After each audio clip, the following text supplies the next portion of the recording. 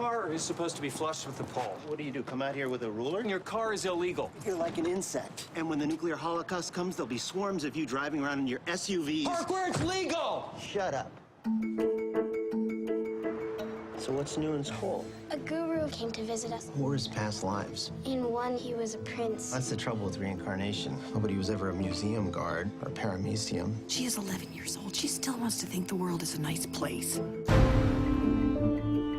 Maybe you should look at the world as your friend. Checkmate. Why is it all about greed? It is easier to keep people in line, appealing to their worst impulses than their best. Ibou, what happened? My friend is diabetic. He needs to get to a doctor. You should have thought about that before you parked. 911, what is your emergency? Everyone has bad impulses. Is he gonna be all right? Mr. Najee has gone into a coma. Not everyone has good ones. You must be Ben. I am Khadi. This is your side of the room. I'm behind the curtains. Ben, I cook you Senegalese meal. Just because I'm giving you a roof over your head doesn't mean you have to cook for me. This substance is my brother to make him get better. It's a shame. What is? To be so great at something no one cares about. My country is very different, but we have fun too. I love to dance. It is possible to love someone and to also want something from them. Sweet. What do you tell her?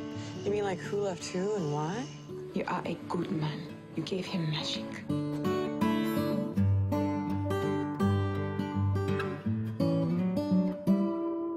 You're like lion and hippo trying to mate. Which one is the hippo? You. Dad, the needle's on empty. They just do that so you'll buy more than you need. What kind of neighborhood doesn't have a gas station? Residential ones, I guess. Josh, what was the message you were aiming to convey with this movie?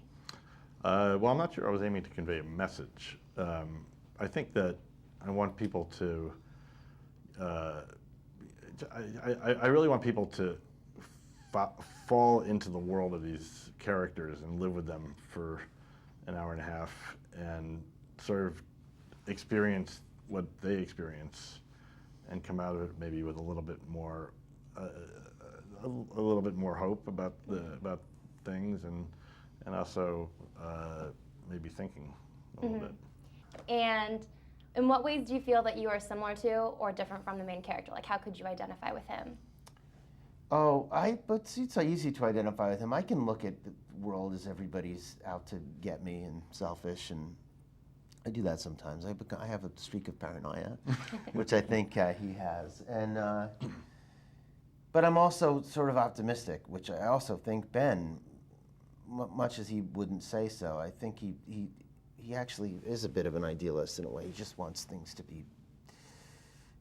I think he's a hopeful. For some reason, I thought him as a hopeful character, and I hope I myself am that too.